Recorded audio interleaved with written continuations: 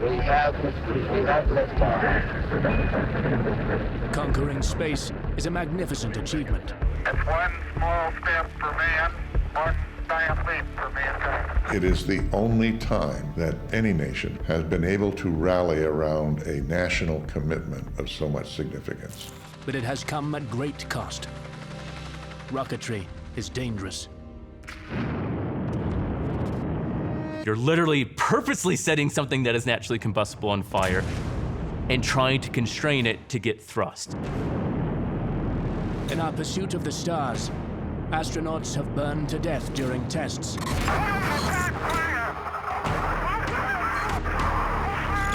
They have perished upon launch. All of a sudden, there's just this huge explosion. They did not die until they impacted the water. They have been stranded 330,000 kilometers from Earth. Okay, Houston, we've had a problem here. And astronauts have died, returning home. Mankind's exploration of space has typified our species' ingenuity and resilience. But our journey has been plagued by mishap, disaster, and death.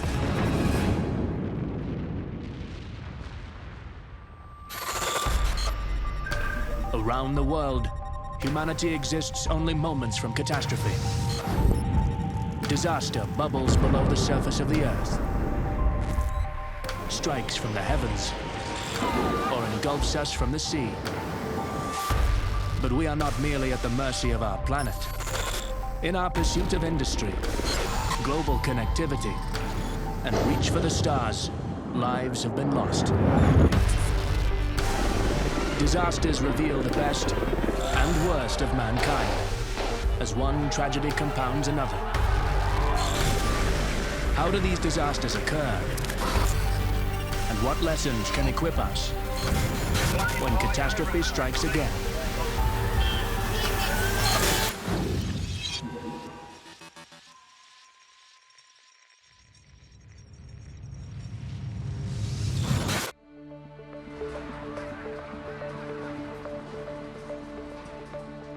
NASA's Apollo program is an extraordinary achievement. It brought space to the people. We have liftoff. The target was the moon. And it wasn't an abstract target, it was something people can come see with their eyes. The idea that there would be someone like you walking around this thing, I think really captured the imagination. And when Neil put his boot on the moon, the entire world placed that footprint on the moon, not just Neil. It's one small step for man, one giant leap for mankind. And those first moments, blew me away as a kid. But as an adult, you look back and you think, how did they achieve all that? So many things had to go right, and they were using 1960s technology. It is the only time that any nation has been able to rally around a national commitment of so much significance. It captured the essence and the best of humanity, and that is discovery and cooperation. Although NASA had experienced tragedy and death behind the scenes, the enormous success of Apollo 11 lulled the general public into complacency about the dangers of space travel. That perception would be shattered only 9 months later with Apollo 13.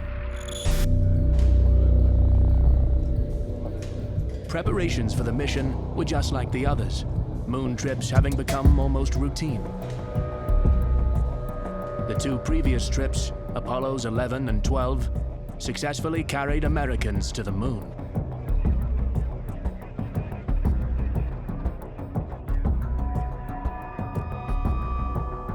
Apollo 13's objective was to explore new lunar territory, the Fra Moreau region, home to a large meteorite crater. The three quietly excited explorers were astronauts James Lovell, Jack Swigert, and Fred Hayes.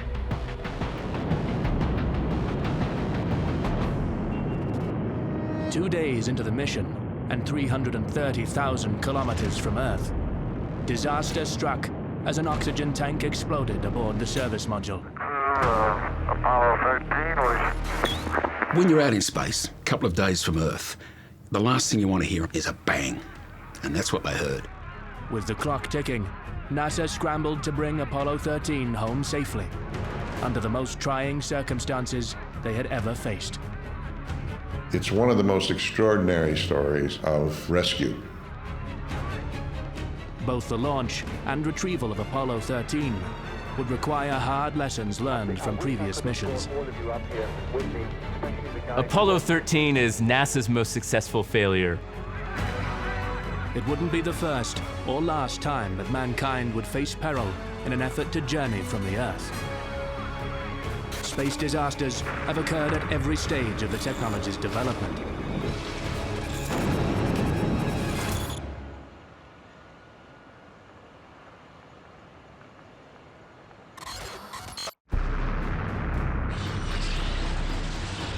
There's no greater contrast than the horror of war and the nobility of reaching for the stars. Yet the roots of space exploration lie in the Second World War. Germany achieved major strides in space exploration technology in the form of the V1 and V2 rockets that filled the skies of London with terror.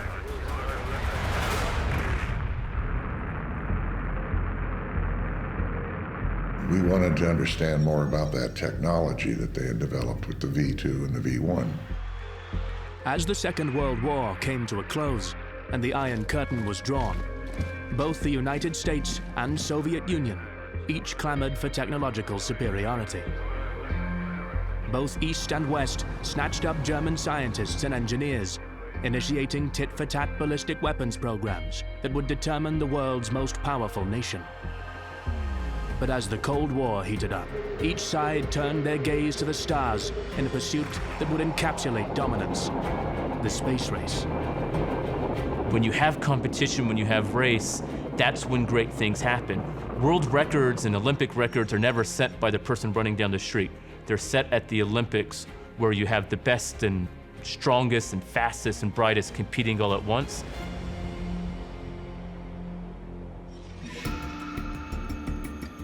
But the race was fraught with danger and mistakes, as each nation pushed toward a moving finish line.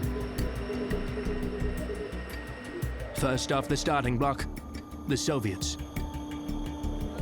On October 4th, 1957, they astonished the world by launching the first satellite ever into orbit, Sputnik 1. You would go outside just to see the spy satellite that was flying over. We weren't sure what this technology was doing.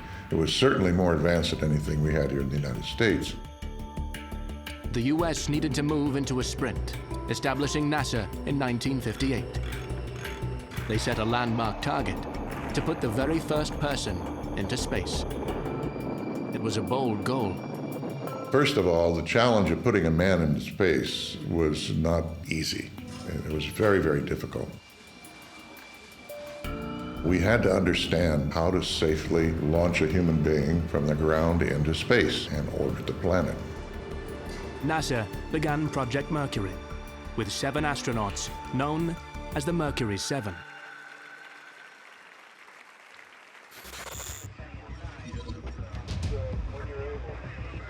But in 1961, the Soviets beat the Americans to the post.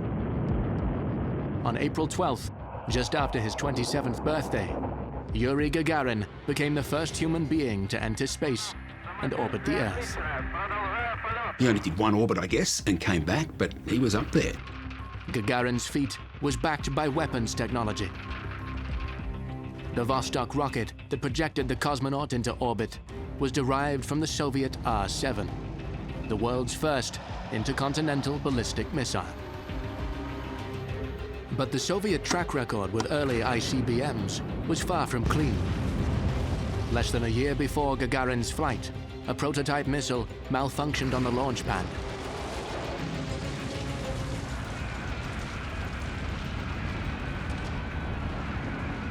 At least 100 people were killed in the blast, and as many injured. But this did not deter the Soviets from pursuing the technology. America's space program ran parallel to Russia's, with Project Mercury employing the United States' first intercontinental ballistic missile, the Atlas, to achieve the dream of space. Designed to deliver a nuclear warhead, the Atlas was repurposed with the intent to carry a human being. Tests soon began, with primate pilots. But the Americans suffered their own setbacks. On the 20th of February, 1962, astronaut John Glenn bravely took his place inside Friendship 7, the same missile that had exploded during tests only 3 months earlier. Glenn orbited Earth, rocketing through space at a blistering 28,000 kilometers per hour. It was only when John Glenn got up there and did 3 orbits of the Earth that the Americans kind of caught up. The Americans had achieved orbit, but were still lagging behind the Soviets. The US needed a new target. So began the Apollo missions. The goal really was set by President Kennedy, and Apollo's goal was to get people to the moon. We choose to go to the moon in this decade and do the other things, not because they are easy, but because they are hard.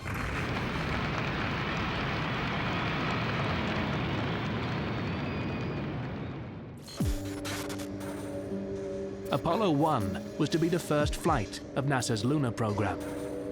However, it wouldn't go to the moon. It would just orbit Earth, conducting a series of trials. A week before the launch, there was a full test run on the launch pad. The test was a plugs-out test. We wanted to see if the spacecraft would operate successfully and properly under its own power. So normally when you would have a spacecraft in the launch complex, you would be feeding it power from the ground stands and the ground support equipment. But this was a simulation. It was a simulation just as though you were getting ready for a launch.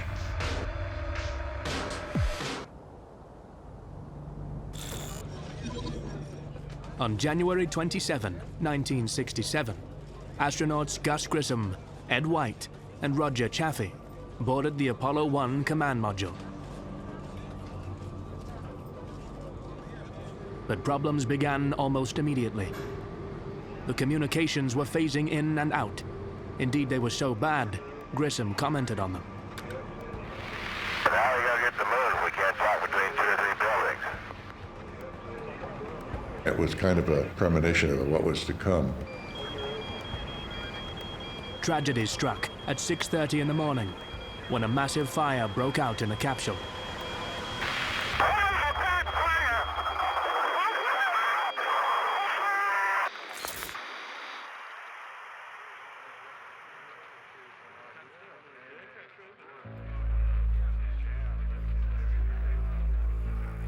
The fire killed all 3 astronauts within just 90 seconds.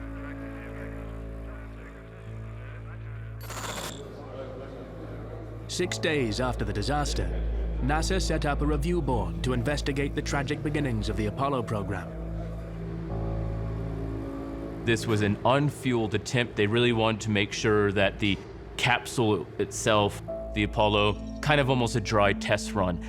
And that's actually what led to its untimely disaster. The fact that it wasn't a full test, they didn't treat it as a full test. They didn't take the proper safety precautions. They didn't do the proper protocols. The investigation quickly determined that a major contributing factor to the fire was the atmosphere inside the capsule. We were operating in a 100% oxygen atmosphere. That should have been a major flag to all members of the program.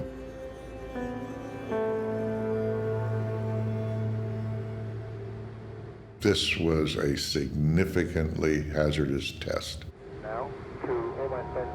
Once the astronauts were sealed inside the capsule, it was filled with pure oxygen and pressurized to be 15% higher than the atmosphere outside.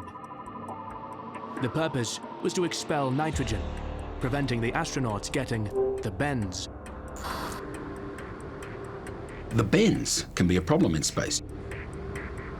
Just as if you go scuba diving, you get more pressure the further you go. The higher up you keep going into space, the less pressure you get. When a person experiences a rapid decrease in pressure, bubbles of nitrogen gas can form in the body, causing the bends.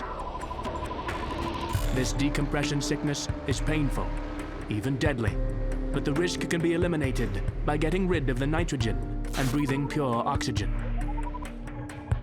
During the test, the pure oxygen environment was exposed to a stray spark, presumably fired from faulty wiring near Grissom's seat.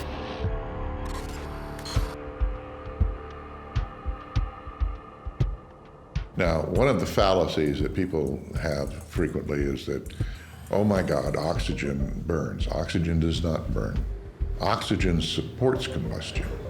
The critical issue here was that materials that normally would burn at room temperature are just inflamed and consumed very dramatically with 100% atmosphere. The investigation discovered that a range of inappropriate materials inside the cabin were compromised by the excess oxygen. The two most notable materials were the spacesuits. They were made out of nylon, very flammable material. And 100% oxygen in the atmosphere is even worse. A quarter of White's spacesuit had simply melted away. And then we have Velcro. There were 3 square meters of the nylon-based Velcro on board. It wouldn't have taken much in terms of a short circuit for just one little spark to just ignite the cabin instantly. Oxygen and flammable materials weren't the only culprits in the accident. Another problem was the capsule's hatch. Because it was pressurized inside and the door was inward opening, it was very hard to open the door. The pressure inside the capsule, 15% higher than that outside, pushed outward at the walls of the craft. In order to pull that hatch open, you had to overcome that resistance. So basically it was like opening a bottle that's got a suction on it. So the astronauts would have trouble opening the door. The rescuers on the other side would have trouble opening the door against the pressure. The inquiry determined Grissom had tried to open the hatch, but to no avail.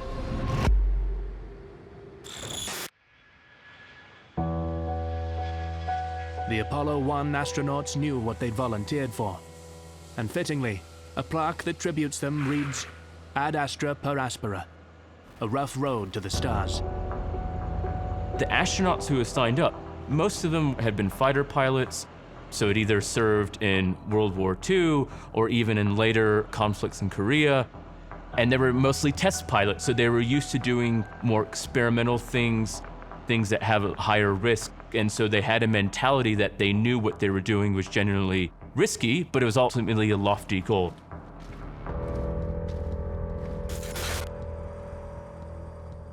NASA did learn a great deal from the tragedy, ensuring the deaths were not in vain. The flammable nylon suits were redesigned for future missions. The pure oxygen environment in the capsule at launch was also abandoned. Instead, the astronauts just breathed oxygen in their suits.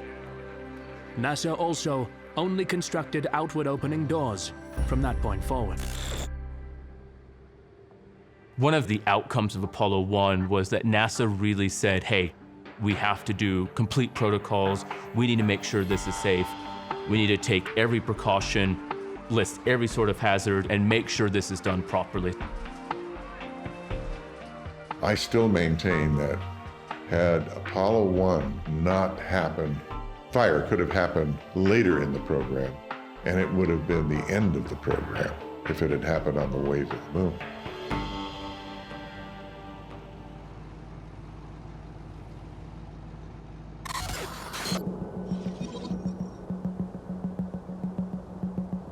April 11th, 1970. Preparations for Apollo 13's own rough road to the stars were underway.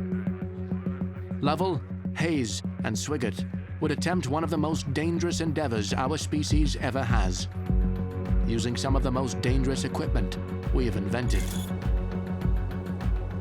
All the Apollo missions required pushing an enormous amount of weight beyond Earth's gravitational pull. A new type of rocket had to be built for the program. The monstrous Saturn V. Once they decided to go to the moon, they had to, they were taking 3 astronauts. They were taking a lot of equipment. So they had to develop these enormous rockets. It was powerful, 5 engines, had the lift capacity for the Apollo Command and Service Module, plus the Lunar Excursion Modules. The Command and Service Module, or CSM, was where the crew would spend the majority of their time on the voyage. The Cylindrical Service Module would provide propulsion and electrical power systems for the Command Module, which was where the crew's cabin was located. The Command Module doubled as the re-entry vehicle for getting the crew back to Earth. The Lunar Excursion Module, or LEM, would transport the crew to and from the Moon's surface, rendezvousing with the orbiting CSM for the return journey. The tremendous weight of the components required an incredibly powerful launch vehicle.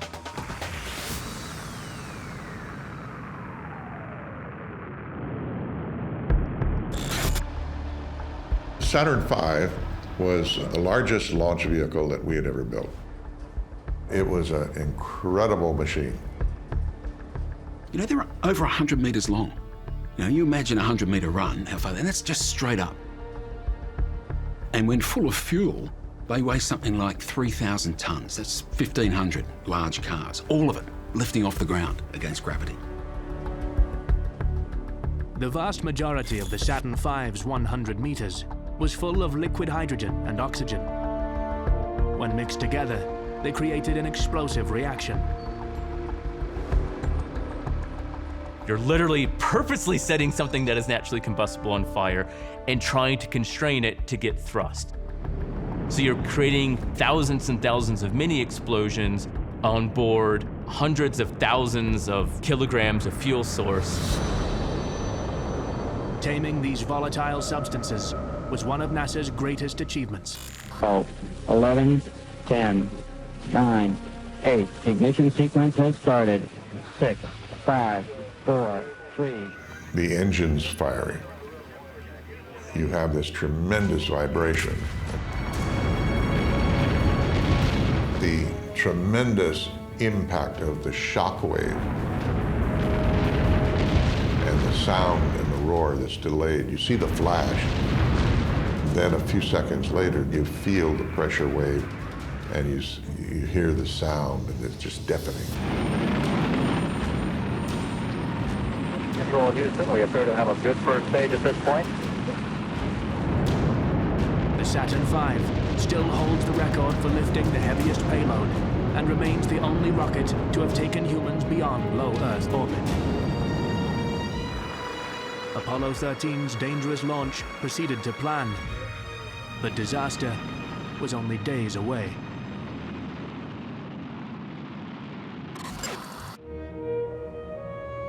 The Apollo missions were revolutionary, but to truly transition into the space age, spacecraft needed to be reusable. And that was the purpose of the Shuttle program. It was envisaged that eventually it would be used in an aircraft-like way, that it would take off, operate in space, come back and land, and after a few days could be refueled, refurbished, and take off again. And of course, it never ended up being like that. One of the reasons was that space shuttle launches were expensive. The program averaged out at about $1.5 billion per takeoff. Still, 5 different shuttles flew a total of 134 missions. The Space Shuttle program was a fantastic program. People criticised it because it wasn't going very far. They were always in low Earth orbit. But that is space, and they were doing some interesting things. In an attempt to reignite the public's interest in the shuttle program, on January 28, 1986, Challenger was going to transport the US's first civilian into space. Today I'm directing NASA to begin a search in all of our elementary and secondary schools and to choose as the first citizen passenger in the history of our space program, one of America's finest, a teacher. After a nationwide search and 11,000 applications, 114 teachers were shortlisted, with 10 finalists being put through their paces at the Johnson Space Center. NASA has always been about striving for education and inspiration. What better way to inspire the next generation of scientists to have a teacher do their own experiments? The teacher who will be going into space, Krista McAuliffe. Is that you? Here we were taking a citizen, a teacher, who was actually going to conduct lessons from space. I mean, the whole thing is so gorgeous. You just want to bring it all back into the classroom for the kids. There hadn't been so much interest in a launch for a long time. It was important things went right. But problems began the day before launch. Launch control at T-minus 20 minutes and holding. There was a cold spell that came in, weather front, and we had some of the lowest temperatures they've ever seen in Florida at the Cape, at the launch pad. It was actually causing freezing, causing icicles to form. We're in a unscheduled hold to determine what action should be taken about ice. Despite concerns expressed by some of the engineers, the decision was made to launch that vehicle. Because this was a teacher, it was showed in a lot of schools and a lot of classrooms, including McAuliffe's own classroom. People have estimated 17% of the entire US population was watching the single liftoff. Among the dignitaries and journalists that gathered to see the launch at Cape Canaveral was McAuliffe's mother.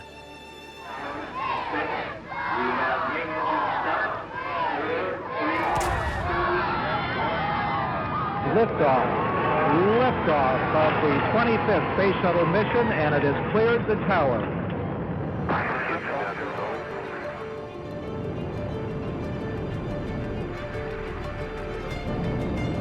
And then all of a sudden, off the side of one of the solid rocket boosters, there's this plasma jet of flame. Now, if you're an engineer, you know that. That's a problem.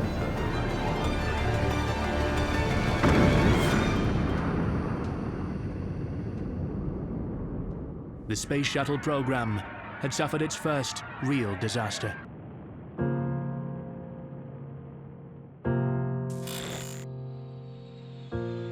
Three days later, a memorial service at Johnson Space Center was attended by almost 10,000 people, and President Reagan spoke in honor of the deceased. Sometimes when we reach for the stars, we fall short, but we must pick ourselves up again and press on, despite the pain.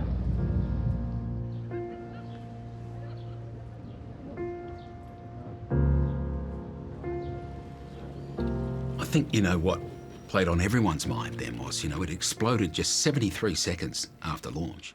How long did those astronauts live for? What did they see? What did they witness in the end? It's a horrible thought. The inquiry into the Challenger disaster would attempt to answer some of those questions. But first they had to figure out what went wrong.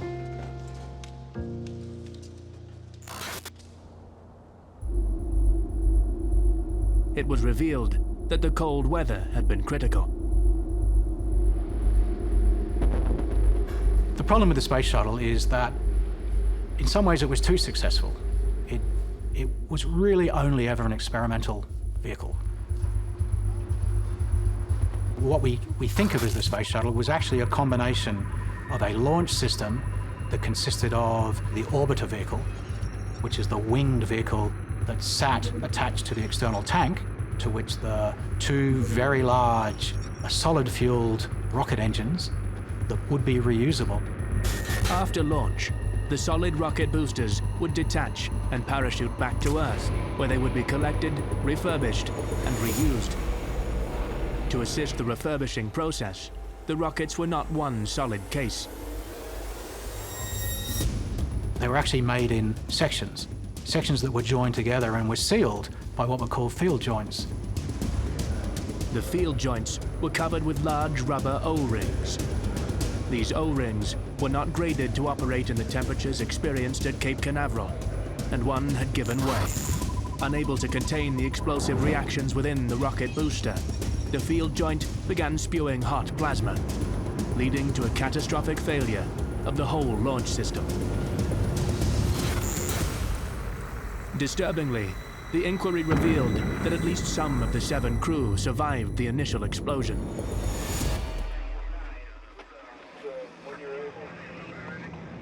We had designed the spacecraft so that the crew module was a separate pressure container inside the fuselage of the orbiter vehicle.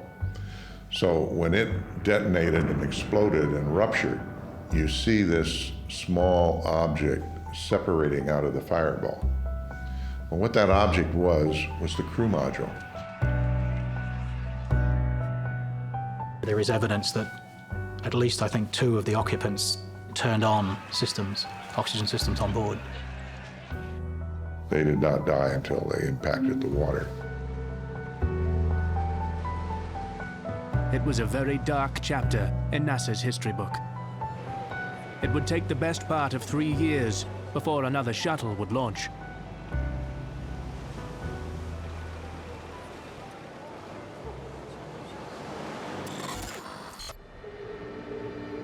April 13th, 1970. Another form of darkness had swallowed the Apollo 13 mission. Having revolved around the Earth, using its gravity to slingshot toward the moon, the crew was sailing through space 2 days from home. Up to that point, the smooth journey was on track to being the Apollo program's most uneventful mission, prompting the capsule communicator at Mission Control to say, "We're bored to tears down here." But that evening, disaster struck. When you're out in space, a couple of days from Earth, the last thing you want to hear, I'm guessing, is a bang. They described it as a jarring or bump to the spacecraft. You gotta remember, in space, there's no sound. You're in a vacuum. And so the only sound would be what would be transmitted through the hardware in the spacecraft. Okay, Houston, we've had a problem here. This is Houston. Say again, please. Houston, we've had a problem. A short circuit inside one of the 2 oxygen tanks on the service module had ignited. One of the oxygen tanks on board had a heater in it. It detonated and completely blew out section 4 of the service module. We are vetting something out into The instruments indicated oxygen tank 2 was completely empty, and tank 1 was at half capacity. Power systems were damaged, water had been lost, and the Apollo 13 service module, which housed the crew, would be out of air in 3 hours. The mission was aborted and a new course plotted. Apollo 13 would slingshot around the moon, losing radio contact before returning to Earth. Although this shaved crucial time off the return journey, it would still take 3.5 days. In the emptiness between the Earth and Moon, NASA's first tragedy in space loomed. Here is a bulletin from ABC News. The Apollo 13 spacecraft has had a serious power supply malfunction that could cause the lunar landing mission to be terminated early. Because of Apollo 1 and the disasters, they wanted to figure out as many things that could go wrong as possible. So for every Apollo mission, they would have a scenario where they would say what can go wrong, and then they would fix it. They'd actually run what's called the Lifeboat scenario for Apollo 8. In the event of a catastrophic failure of the service module, the Lifeboat scenario required the crew to transfer to the lunar module. The problem was, the lunar module was designed to house 2 astronauts for only 48 hours. Would it have enough oxygen, power, and water to allow the crew to survive for 4 days? NASA's Army of Engineers, assisted by Apollo 8's crew, began simulating the trip. The problem with losing oxygen was twofold. Vital to the astronauts' life support, the oxygen was also used by the fuel cells to generate power for the re-entry systems. They'd lost oxygen. They couldn't use their fuel cells to recharge the batteries in the command module. So they thought, well, we've got to come back. We've got to make the re-entry in the command module. So we better preserve the battery power. So they did that by moving out of the command module into the lunar module. There was sufficient oxygen on board for the crew members, but it had to be treated. There was a lithium hydroxide canister that actually processed carbon dioxide out of the air to make it breathable. The lunar module had some canisters, but not enough to prevent the astronauts suffocating. Canisters would have to be repurposed from the service module, but this wasn't a straightforward process. Well, this was a classic case of the canisters on the lunar module design were a different shape than the ones that we had in the Apollo. And so literally we had a round canister and a square canister, and how do you mate the two of these together? With just materials available to them, how could they solve this problem? And it was a case of going around and finding, what have you got? Well, we got a roll of tape over here, we got some Velcro over there, we've got some glue over here. But this is what engineers do. Engineers are problem solvers. Relaying instructions to the Apollo 13 crew, NASA's engineers walked them through the construction of the makeshift system. And no one panics. You can even hear the transcripts, and there's this calm, and this is what we have to do. This is where a lot of the training that they had been given earlier became critical. And not just the training as crew members for the hardware, but a lot of them were actually part of our design team. With 15 minutes of oxygen left in the service module, the repairs were completed, and the crew moved into the lunar module. Most people quote that the accident and the disaster of Apollo 13 couldn't have happened at a better time. And the reason you say that is they were just far away enough from the Earth that they still had most of their supplies, but they hadn't gone to the moon. So if they had gone to the moon and come back and then the disaster had taken place, Apollo 13 doesn't have the lunar module.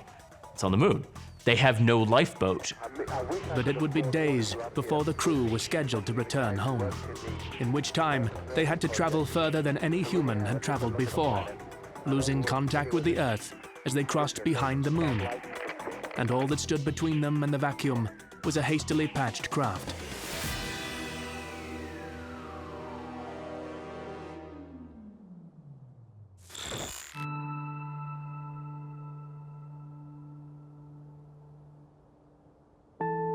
By the turn of the millennium, NASA's space streams were well and truly back on track. The Shuttle program had recovered from the Challenger disaster 14 years earlier, and with world partners, NASA was building an enormous laboratory in orbit, the International Space Station. Both the ISS and Shuttle program would serve as platforms to conduct research in microgravity across a variety of fields. The crew that launched aboard Columbia on January 16, 2003, embarked upon a 2-week mission of research and education. Zero G baseball. Wow, Willie, that was impressive. What else can we do? Special good morning to my wife, Rona, the love of my life. Among their assembly of moss, bacteria, and moths, they carried a collection of tiny worms, hoping to determine the effects of gravity on cell organization. The 113th flight of the Shuttle program initiated deorbit as planned. It was a routine journey home for the premier shuttle of the fleet. Columbia flew the very first mission, the first space shuttle mission, and it flew 27 highly successful flights. At 8:44 on the morning of February 1st, Columbia entered the Earth's atmosphere, 120 kilometers above the Pacific Ocean. The shuttle's descent would exceed the speed of sound, 24 times over. So you get friction from your vehicle, your space shuttle, your craft coming in. The friction of the atmosphere is rubbing really fast, causing a lot of heat. That's what's causing that burning up look. Some plasma now. Columbia was purpose-built to withstand the heat of re-entry, which reached an estimated 1,370 degrees Celsius. But something was wrong. Sensors on the left wing recorded strain, exceeding that of the shuttle's previous descents. A number of alarms went off on board the vehicle that suggested that temperatures within the wheel wells of the undercarriage were being exceeded. Then, the wing's sensors died, before Mission Control lost contact with the crew. Columbia's crew module completely depressurized before shredding to pieces only a minute later. There was no chance of survival. NASA's Shuttle program had claimed another 7 lives. When you get into Texas, there are multiple debris fields from the Dallas metro. The trail of Columbia's carnage was strewn 400 kilometers across 3 American states. In order to solve the puzzle of how this tragedy occurred, the pieces needed to be recovered. In the months following Columbia's demise, thousands of volunteers joined one of the largest organized ground searches in history. The sense of shared duty to recover the shuttle exemplified the importance of the space program to the general public. As technicians at the Kennedy Space Center began sorting debris for reassembly, they made a startling discovery. A series of canisters containing the worms for biological study had survived impact. The worms, with an average life cycle of 8 days, were at least 4 generations descended from those launched aboard Columbia. As investigators began to reformulate pieces of the shuttle's wings, the key to the Columbia's demise slowly came to light.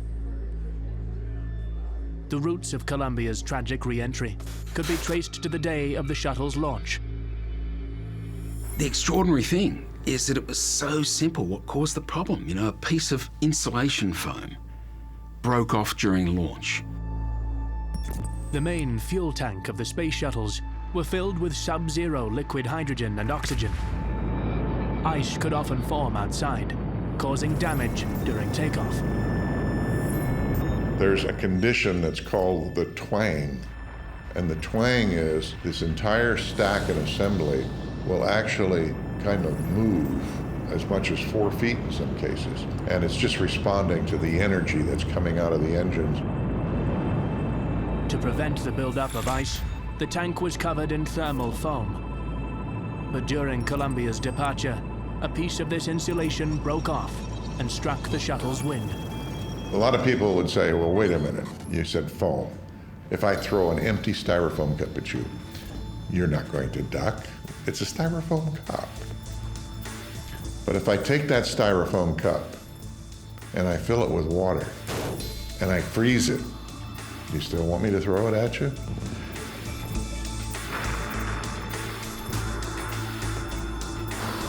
I believe that we have found the smoking gun. I believe that we've established that the foam block fell off of the external tank was in fact the most probable cause, the direct cause of the Columbia accident.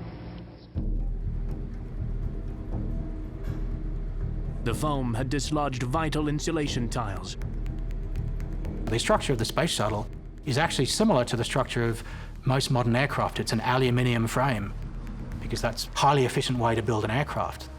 The difference with a space shuttle is aluminium gets very weak and loses stiffness when it gets hot, but the space shuttle protected that aluminium structure using its thermal protection system, using the space shuttle tiles. The ceramic tiles were key to the concept of a reusable space shuttle. Specially made ceramic-coated tiles mounted on the surface of the spacecraft make it possible for the shuttle to withstand repeated heating and cooling, up to 100 round-trip flights without replacement. With just a small section of tiles missing, Columbia's re-entry was compromised. With an abscess in Columbia's left wing, the shuttle was exposed to extremely heated atmospheric gas, which pushed through into the craft. The superheated plasma built up in the wheel well, causing the wing to tear from the shuttle.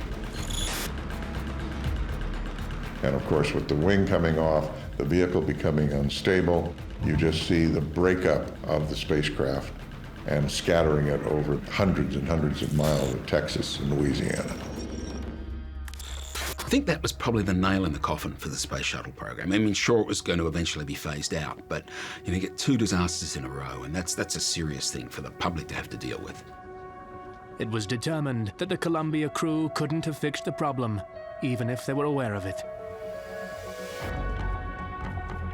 Columbia demonstrated how perilous a routine re-entry could be, even for the leading space technology of the 2000s. But for the crew of Apollo 13, 33 years earlier, there were more hurdles to overcome before they could even attempt the same dangerous descent.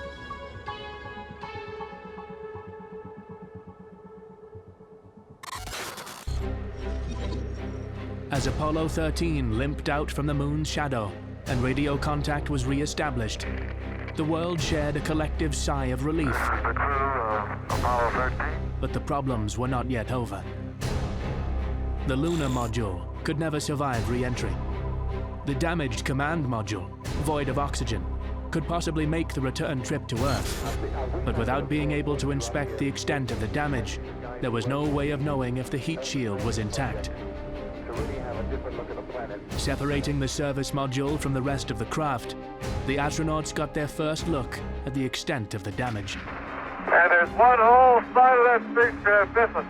The whole panel is blown out, almost from the base to the engine. It's really a mess. If the initial explosion had damaged the heat shield, the astronauts would burn up on re-entry. But it was their only option. The tension during those final minutes was enormous.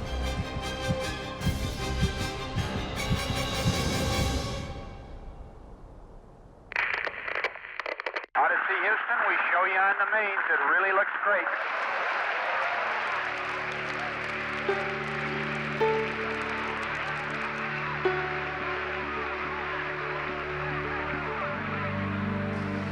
Astonishingly, the rescue of Apollo 13 was a brilliant success. Apollo 13 is NASA's most successful failure. The successful race to save the lives of Apollo 13's crew was a testament to NASA's planning and tough lessons learned in the past.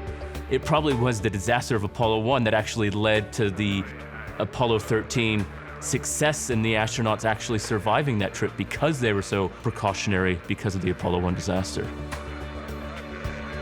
It's one of the most extraordinary stories of rescue.